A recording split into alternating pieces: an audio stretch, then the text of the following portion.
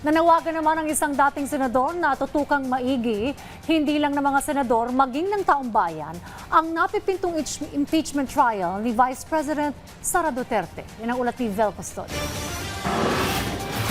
Hindi lamang mga senador, kundi maging ang taong bayan ang huhusga sa inaabangang impeachment trial ni Vice President Sara Duterte, ayon kay former Senator Richard Gordon. Lahat ng ebidensya lalabas. At napapanood sa TV, parang telenovela yan. So makikita, uy, nagnakaw pala talaga. Hindi mo ipaliwanag kung saan dinala yung pera. Lahat yan lalabas. At ang tao ang maghuhusga. Sabi ni Gordon, kapag hindi ibinatay ng mga senador ang kanilang magiging desisyon sa ilalatag na ebidensya, posible itong magresulta sa public backlash. Bagamat iba't iba ang partido ng mga senador, kung pagbabatayan at susuriin nilang mabuti ang mga ebidensya sa paglilitis, maaari pang maging patas ang paghuhukom sa Senado. Para sa kanya, ang unexplained wealth at grave threat ang pinakamabigat na paratang sa pangalawang Pangulo na dapat depensahan at ipaliwanag ni VP Sara.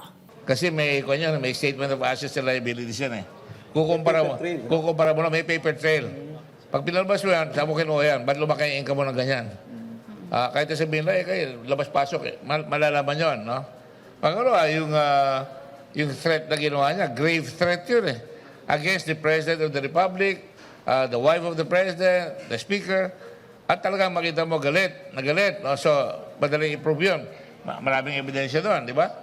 Panawagan ni Gordon na dapat tutukan ng taong bayan ng isasagawang trial at maging mapanuri sa mga ilalatag na ebidensya at depensa.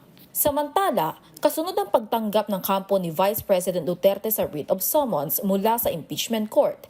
Ayon sa isa sa mga House prosecutors na si Representative Terry Ridon, dapat sagutin na ito batay sa articles of impeachment. Pag hindi sila sumagot, they will be defaulting their opportunity to provide their answer, and then we will wait for the Senate Impeachment Court kung kailangan pa ho ba kaming mag-reply.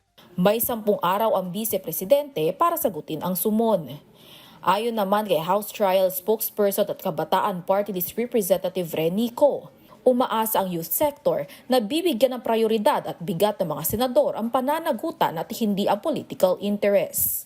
Bagamat sa July 6 pa magsisimula ang paglilitis, tiniyak ng tagapagsalita na handa na ang prosecution panel para irepresenta ang mamamayan. Lagi pong 100% handa ang House Prosecution Panel. Ang ginagawa lang po ngayon, nagsasanay sila na nagre-refresh ng mga kaalaman at kakayahan na i-represent yung mamamayan. Kinumpirma naman ng isa sa mga prosecutors na si Manila 3rd District Representative Joel Chua na posibleng simulan na sa June 15 ang pre-trial ng impeachment. Vel Custodio para sa Pambansang TV sa Bagong Pilipinas.